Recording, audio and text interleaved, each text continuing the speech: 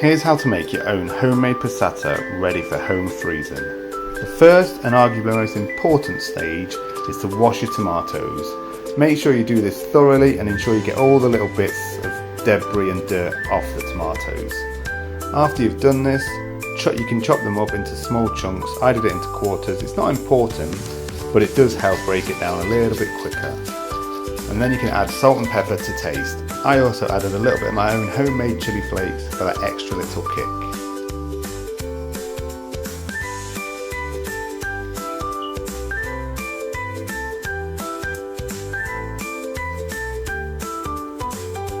Once all the seasoning has been added, put a lid on. You want to cook it on medium heat for about 20 to 30 minutes until it's become soft, mushy and pulpy. During this time, ensure you stir it every now and then and add any extra salt and pepper to taste if you feel it needs it.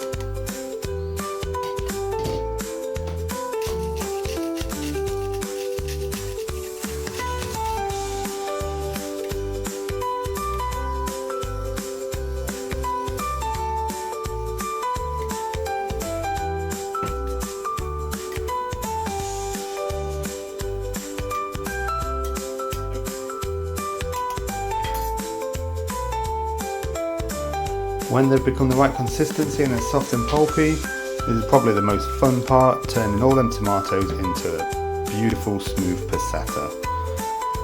Pour them into the food mill or similar container. It doesn't have to be a food mill. You can use a blender or a fine sieve if that's all you've got. Anything that's just going to keep the skin and the seeds away from the passata. Take your time with this part and ensure you try and get as much of the juice out as possible. It does take a bit of time, but it is absolutely worth it in the long run.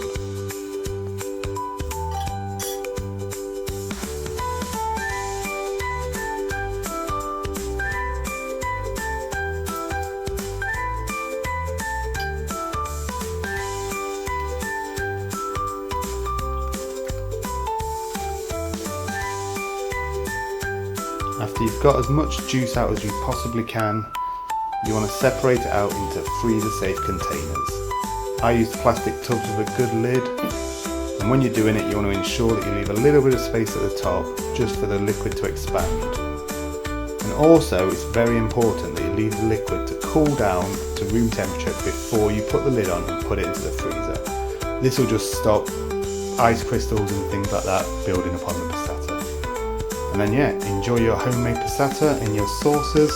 Thanks for watching. I'll see you next time. Bye.